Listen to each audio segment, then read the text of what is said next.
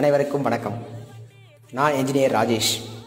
இன்றைக்கி நம்ம பார்க்க போகிற வீடியோ என்னென்னா, காலத்தோடைய ஸ்டார்டர் மார்க்கிங், அப்புறம் ஸ்டார்டர் காங்கிரீட் போடுறது. காலம் ஸ்டார்டர் அப்படின்னா என்ன?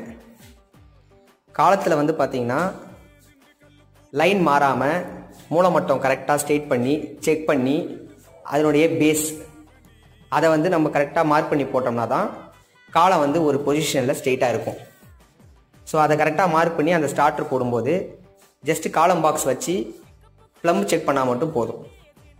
உங்களுக்கு அந்த அலைன்மெண்ட்டு மாறாமல் கரெக்டாக இருக்கும். அதுக்காக தான் இந்த ஸ்டார்டர் யூஸ் பண்ணுறோம். இந்த வீடியோ உங்களுக்கு பிடிச்சிருக்கும்னு நினைக்கிறேன்.